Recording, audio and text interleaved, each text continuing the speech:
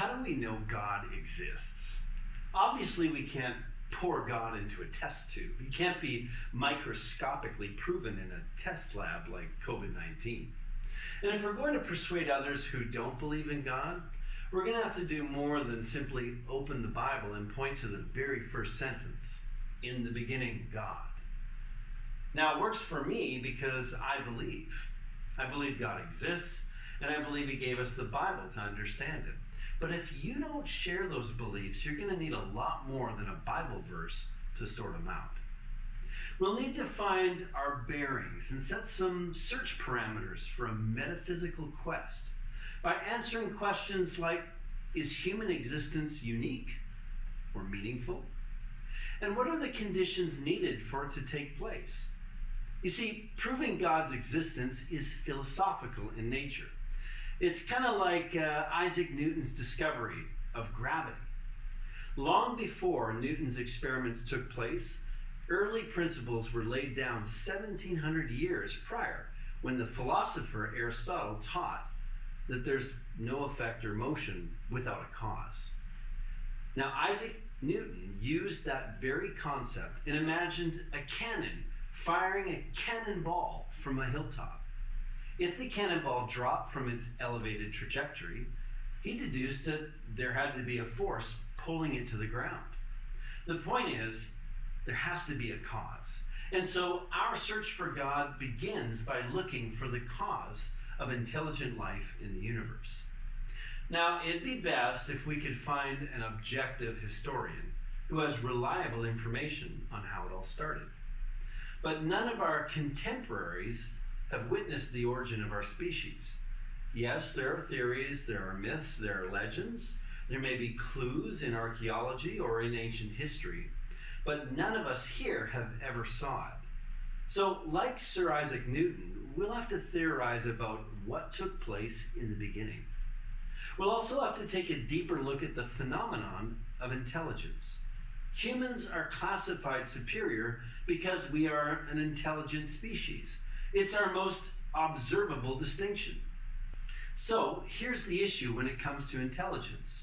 There are no other known intelligent species quite like us. We don't have anyone else to study or compare ourselves with, particularly with regards to purpose and the meaning of our existence. Now, people talk about and they imagine aliens far away, but so far in our timeline, we haven't observed so much as a plant or a fungus in space. Life, much less intelligent life, is extremely fragile in our vast universe. So, given the extreme intolerances of space, there's nothing else like us anywhere on Earth or in the known regions of space. So we have to consider all the evidence that reveals superior intellect, because it is extremely rare. Much like a detective would examine forensic evidence for a crime, looking for motive, means, and opportunity. And we're also looking for some indication of transcendence. That's the ability to surpass one's physical limits of time and space. And this, of course, is the kind of stuff that we read about in comic books. You know, like entering another dimension, time travel, or beaming ourselves to another location. In order to know if there are greater unseen realities, again, we'd have to find other beings who've transcended our own physical limitations of time and space. Now, some people claim they've transcended with out-of-body experiences, telepathic abilities. Some even talk about having after-death experiences. But there's no empirical evidence beyond their testimonies to indicate that a transcendent, intelligent species coexists. Maybe Jesus could be this magical person. That's one example. But Jesus claims to live inside his disciples on a spiritual level that can only be tested when his purposes are being carried out by his disciples. For example, if Jesus asks you to help someone out, there's no way for others to know of God's love for them until they experience the help he's promised them through your actions. God often works through others, so his existence could be proven if his mind can be distinguished from our own. That's a very tricky thing to explain. It's a bit like math. You know that numbers don't actually exist, but our ancestors created a measurement system to make the world more understandable. So math is conceptual. It works, but it only exists in our thinking. Math is not a person. But in some ways, the resurrected Jesus could be thought of as conceptual. He exists in our thinking, he's present in our emotions and in our relationships. He influences our purposes, our hopes, and our desires. But unlike the system of mathematics, Jesus is not a construct of our thinking. He's not an imaginary friend we've synthesized to be a personal assistant. If God exists, then he manifests to us transcendently. He shows that he is capable of greater forms of existence than our own. Just like we read in the Gospels, where the resurrected Christ appears to the disciples, and then he disappears. He walks through a door like a ghost, and then he sits down and eats a fish. But again, we must digress, as the atheist will quickly dismiss what the Gospels report about Jesus. So let's look into the matters of intelligence and existence. I'm going to give you 3 examples that show both humans and the universe were caused by intelligence. And I'll give you proof there's a transcendent being who is willing and capable of helping us transcend our own human limitations.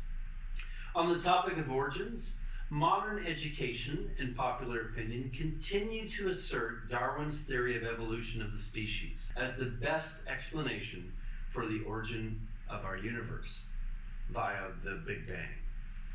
However, behind the scenes, the scientific world is changing. Apologist William Lane Craig explains, scientists once thought that whatever the initial conditions of the universe might have been, given enough time and a little luck, eventually intelligent life forms like ourselves would evolve. But instead, during the last 50 years or so, scientists have discovered to their surprise that the existence of intelligent life in this universe depends upon a complex and delicate balance of initial conditions given in the Big Bang itself. In fact, it appears that the universe has been incredibly fine-tuned from the moment of its inception, and this fine-tuning is beyond comprehension in its delicacy. The examples of fine-tuning are so diverse and so numerous that they are unlikely to disappear with any future advancement in physics. The fine-tuning is here to stay, and it requires some sort of explanation for its existence. Now, further to that, scientists are telling us today that life in this universe is balanced on a knife's edge. There are about 50 constants of nature. And if they were to change to the slightest degree imaginable, life would not be possible. And they are interdependent on one another. So these constants of nature cannot develop sequentially. All of them have to be in effect at the same time for the inception of life to even be possible. Here's a simple illustration of the fine-tuning of just one of these constants. Take gravity, for example. Gravity has a wide range of constants where it could have been set. It could have been one way, it could have been entirely a different way. In fact, if we took the entire range of constants where gravity could have been set, and we turned that range into a ruler that expands the length of the entire universe, and we divide that ruler up into 1-inch increments, we realize that gravity is exactly where it needs to be in order for life to exist. If it were 1 inch one way, everything would explode. And if it were 1 inch the other way, everything would implode. Gravity's constant could have been set anywhere on that cosmic ruler, so we have to conclude the best explanation is that a mind is tampering with this dial in order for life to exist. Professor John Polkinghorne, a leading quantum physicist at Queen's College in Cambridge, summed up the discovery of fine-tuning with this statement. He said, the exactitude demanded is so precise and the margin of error given is so small He said it would be like taking aim at a 1 square inch object at the other end of the known universe, 20 billion light years away, and hitting it bullseye. Now, there's no possible way an explosion in space, regardless of its size, could cause and facilitate all of these conditions to happen at once. So this fine-tuning indicates that someone or something very intelligent and very powerful was present and intervening when the universe came into existence. And that's just the universe outside of us. Now, to prove intelligent design indisputably, let's take a moment to look at the universe inside of us. King David wrote about it in Psalm 139. He said, "You formed my inward parts. You knitted me together in my mother's womb." Let's consider some of the deepest mysteries of our biology. DNA. In itself, DNA is a complex coding system that carries within it a universe of essential information for life to exist. DNA is a 4-letter genetic alphabet that every living thing has. And DNA can communicate information much like the English alphabet can, but it only has 4 letters. The English alphabet, of course, is 26, but still, it can communicate an incredible amount of information. So here's the question. How much DNA information is in a 1-celled amoeba? Now let's turn to a reliable atheist for the answer. In his book, The Blind Watchmaker, Richard Dawkins, who's a very prominent atheist, he admits that the amount of information in a single-celled amoeba is equivalent to 1,000 complete sets of the Encyclopedia Britannica.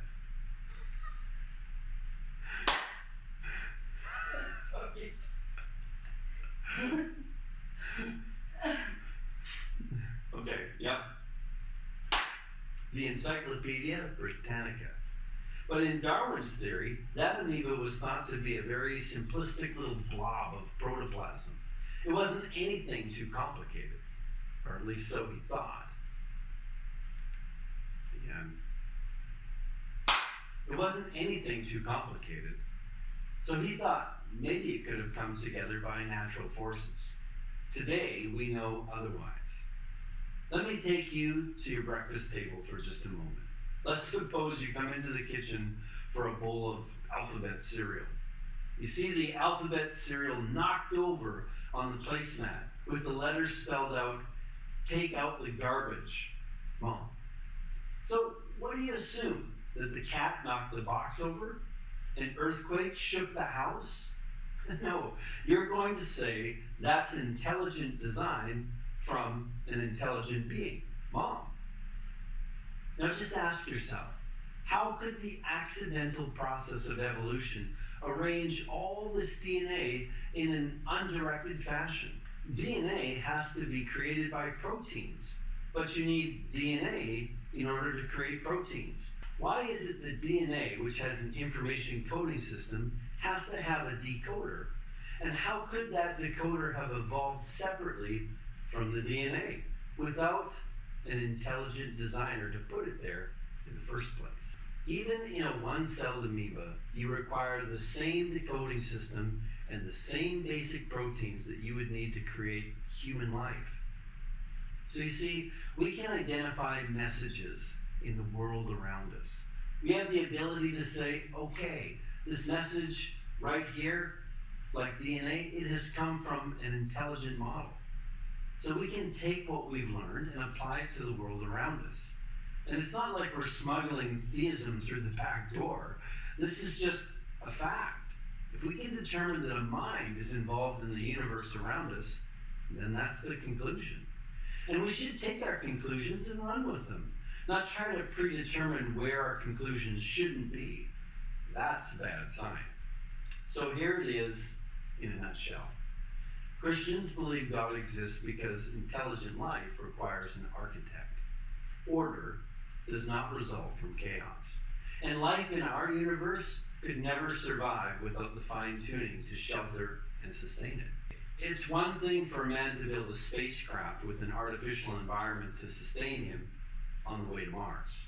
It's an entirely different thing for a brainless, single-celled amoeba to survive the intolerable conditions of space and then specially evolve as it lands on a new planet containing neither the food nor the conditions it needs to survive. Darwin's Big Bang theory is just impossible. And further to that, we believe that we were put here on earth to thrive and to know the God who made us and experience his blessings. And that is transcendence. Animals and creatures can thrive in places that suit them, but only humans have the opportunity to appreciate creation and to revel in God's pleasure.